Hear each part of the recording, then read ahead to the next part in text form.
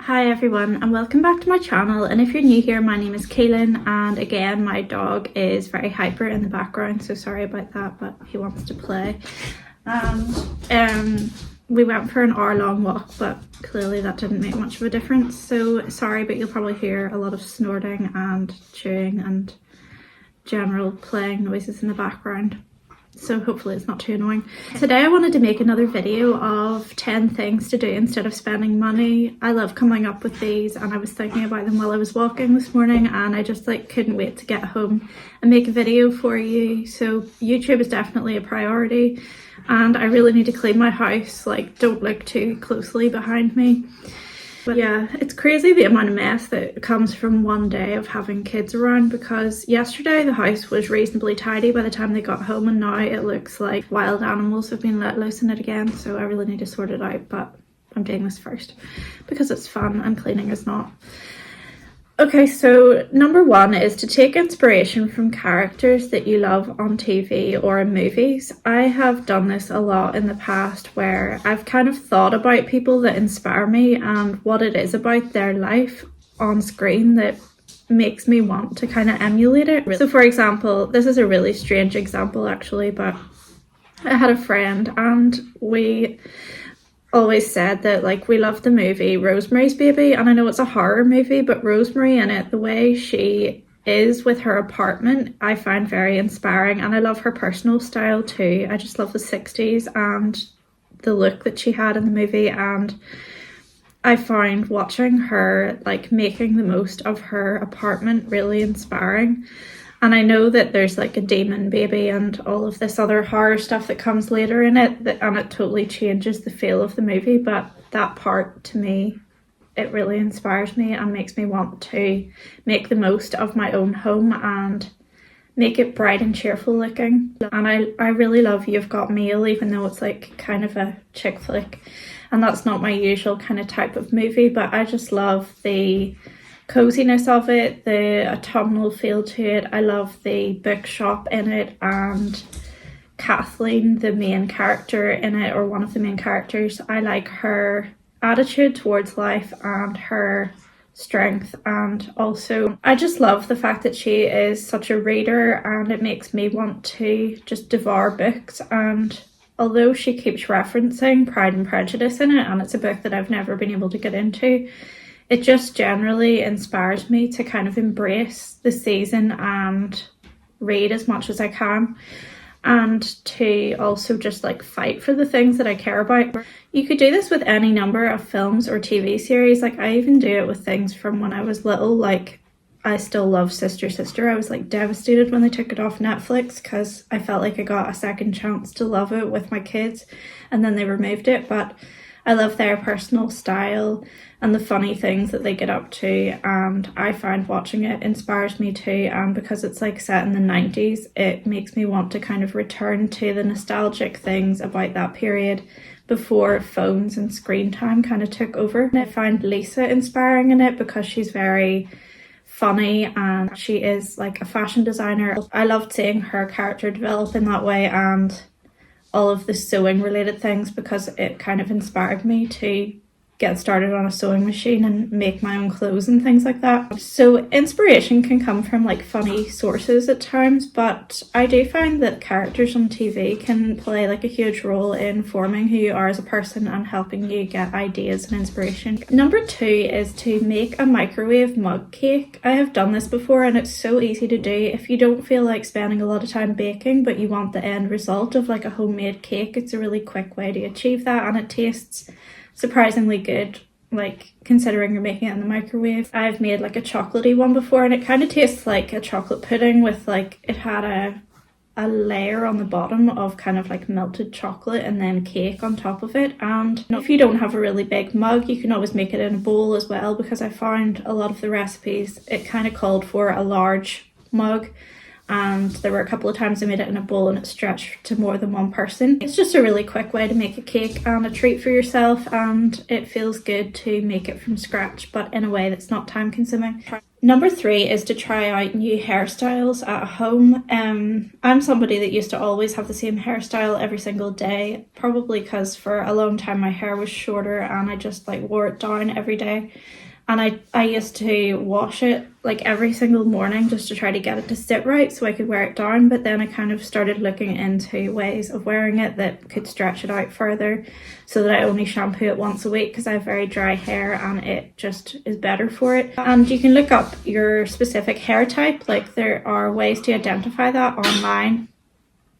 Should I be worried about that? I think he's just getting very overexcited playing with his toy. He's okay. And I think mine is like a 3B or C, I'm not entirely sure, but I know it's like tight curl, and there are specific hairstyles in YouTube videos that are recommended for that hair type. And if you find your own hair type, you can search for hairstyles for that specific kind and you'll find the things that work best for your hair. And it's just an easy way to change up your look, and if you're feeling a bit bored with your hair, it's a good way to make you feel excited about it again. Number 4 is to organise your bookcase in a new way. Mine are all just kind of shoved in randomly. Maybe they're sort of organised by size because I tend to put the bigger books and cookery books at the bottom or on the top kind of horizontally. But other than that, there's no system, and it could be a really like good way to spend a day just organising your books, taking them out of the bookcase, actually dusting them, because I never do that. I just dust around them. And it's just like you can organise by genre or author or colour or whatever you like, and just it makes it more easily accessible and you can find what you want to read quicker. Number 5 is to make an old family recipe. I tried to do this before with my mum used to make whenever we were little.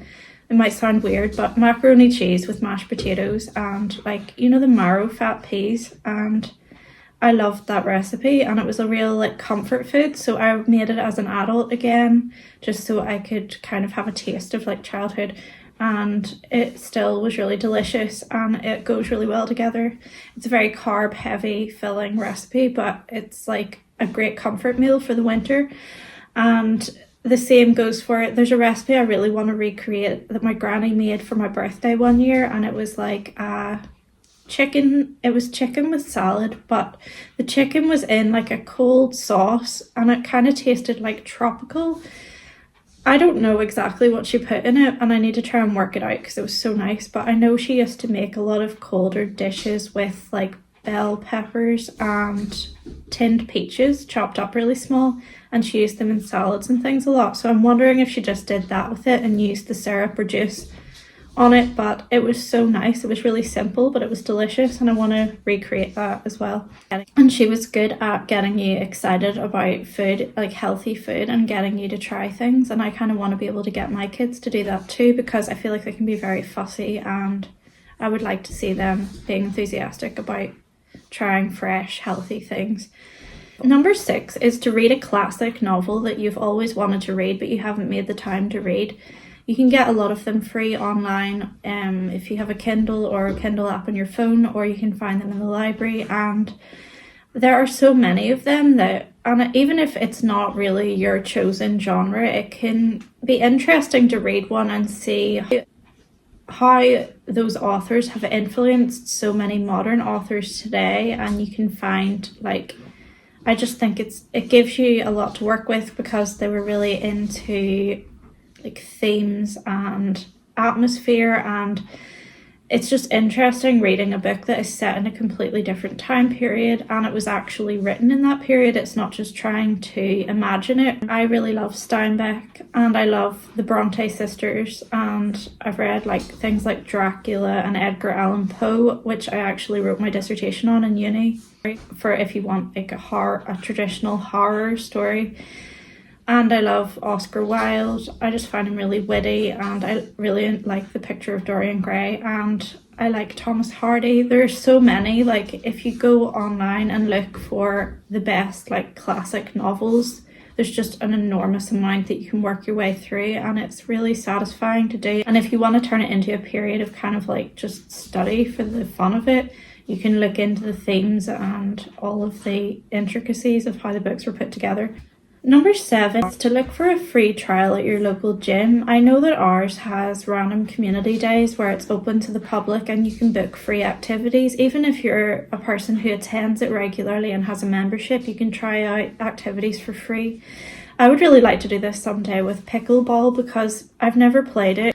I know that they have it and my kids would love to play it, and it would be a good opportunity to get to play it for free instead of paying for a session, and you can bring along family and friends with you to the open days too. And I think quite a lot of gyms do that, even if they don't advertise it broadly, because it's a good way for them to recruit more members, because the people get to try it out before they commit to a full membership. And it can be a good way to just like go for a free swim or try out a new sport that you haven't had a chance to try before, for classes as well. Number 8 is to go to a duck pond and bring scraps of food to feed to them. Like, I know that people always bring bags of bread for ducks, but I know it's not good for them, and there are some ponds near where we live that say either you're not allowed to feed them at all or you're not allowed to feed them bread because it's just not nutritious for them, and there are other things they prefer to eat. Like, I know that we have fed them rice before, like cold rice that we had left over from dinner. You can just like scatter it for them and they love to eat that. And they like seeds and they like lettuce. Like, if you have some plain like foods that fall into those categories that are like sitting in your fridge, it's a good way to use it up and it doesn't get wasted. And I don't know if it's different with birds. We don't tend to feed them bread. I know my next door neighbour puts bread out every day on the lawn for the birds and they do seem to enjoy it. I put out bird feeders for them, but you could research and see what do they like to eat or what is good for them, and it's a good way to use up any food that would just go to waste otherwise. Number 9 is to line your kitchen shelves with pretty paper, or any shelves for that matter. I think it's a really nice idea, and I have seen people doing it on YouTube before, and it's a good way to keep your shelving clean, and then you can just change the paper whenever it starts to get dirty. It isn't something that I've got around to doing yet, but I would really love to do that. And you could just get some pretty craft paper that's really cheap from like discount stores near you or craft stores, and you can quite often find like books of them with really large pages in them, and you can just like cut them to fit the shape of your own drawers and shelves, and it just adds a little personal touch to your home, and it's a quick way to kind of spruce the place up without taking on a big DIY project. And I say this because I'm kind of afraid of DIY. And the final one today, number 10, is to watch Style Like You videos on YouTube. I really love Style Like You. If you don't know what it is, it's a mother and daughter that set up a company a long time ago now to like explore personal style in reaction against the fashion industry, because the mum worked as a fashion photographer for years and she saw so many things within it that she didn't agree with. And she decided to pursue this business with her daughter on their own, and they have so many interesting interviews with people just about their personal style and where it came from. And I love their closet interviews, particularly from years ago. There are so many that you can watch, and it's all like genders, all races, all backgrounds, and it's just like there's someone relatable for everybody. And I just like their attitude, and I like the What's Underneath project too, where they interview people as they strip off clothes. It's like stripping away all the layers and revealing who they really are. And I just find it so inspiring to watch, and every time I watch it, it makes me want to make the most of my own wardrobe, and it makes me think about my own personal style. And just it leaves me with feelings of creativity that I could apply to so many different areas of life, not just fashion. So I just find it to be a really positive and enriching thing to do, watching their videos. I hope these ideas help you out and give you some inspiration for things you can do instead of spending money, and I hope you have a great day. Thanks for watching, and I will see you soon. Bye.